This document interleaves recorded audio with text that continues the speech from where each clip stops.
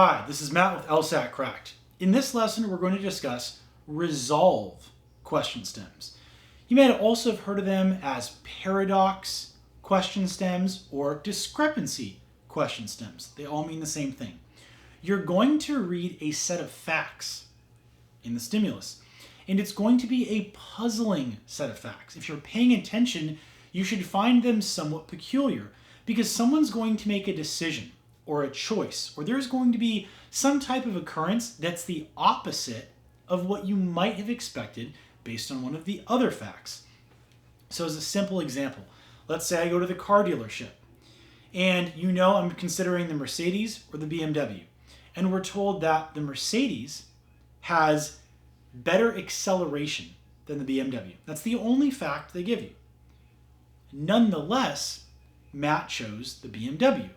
Okay, that's it. There's no real argument, although I do think it's helpful if you thought of this as an argument. My conclusion would be that I chose the BMW in spite of literally no premises supporting that choice. If anything, there's like an anti-premise or a weakener in the fact that the other car has a strength. The Mercedes has better acceleration. Here's the key. The correct answer choice, is going to help you understand why, despite a weakness or despite an apparent thing that you would have guessed to the opposite, I nonetheless chose option B. So let's say it's A versus B, right? The Mercedes is A, the BMW is B, helpfully here. Okay?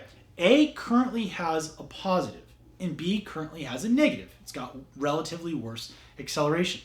The correct answer choice is either going to give A, which is currently in the lead, a minus, a negative, to help make it make more sense why I'm choosing option B, and or it's going to give option B a plus, a positive, which again helps resolve, helps make sense, helps you understand why I'm choosing option B, right?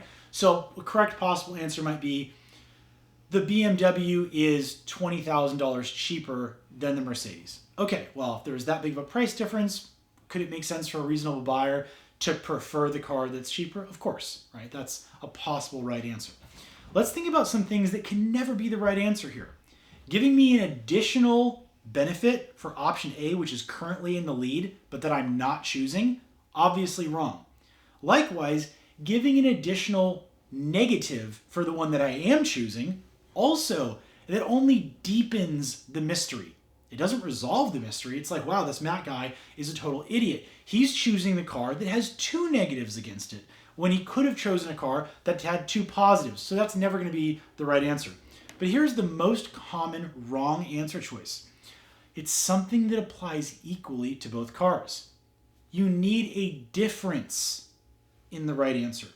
A similarity just keeps them tied, but you already have a benefit for the Mercedes. So if I tell you both cars are white, or both cars have 4 tires, that's not helpful. You're still left with the initial discrepancy, the initial advantage for the Mercedes, and yet I'm choosing the BMW.